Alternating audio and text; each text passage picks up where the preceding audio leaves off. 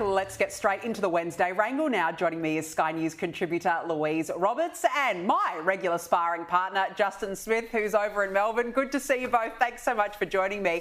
Look, you're off the hook this week, Justin. But look, as I mentioned at the top of the show, ISIS brides stranded in northern Syria. They're set to be returned home before Christmas. The deal is in the final stages of being greenlit. That's according to the Australian newspaper. Louise, I don't understand how this could even possibly go ahead. Labor's wiping its hands of it. So it's going, no, we don't have anything to do with it.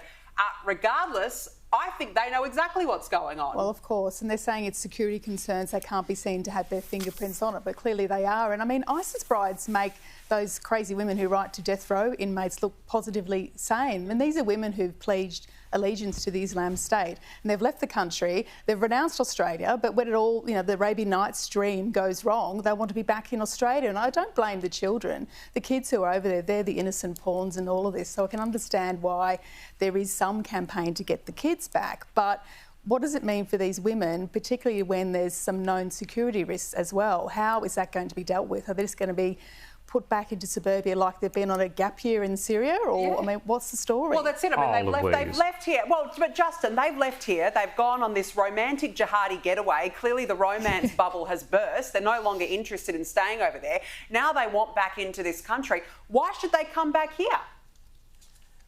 I cannot believe that I've got to say this. Me as a male, I've got to say this to two women. How many times have we talked about the way women are treated by some of the people, particularly someone like Islamic State, and we've talked about how badly women are treated. Now, I'm not saying that they should be brought back here without being assessed, without the proper security checks, and I certainly think the government should be commenting on it because that's what we vote them in for. But come on, we can't wipe our hands. Some of these people are Australian citizens.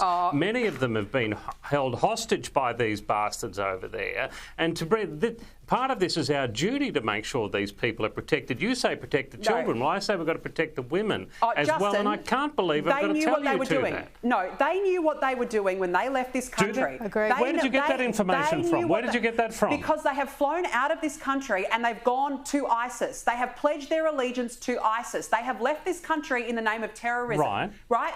So why should we let... But the point I'm trying to make here, Justin, they knew what they were doing. I'm not talking about letting terrorists back in here.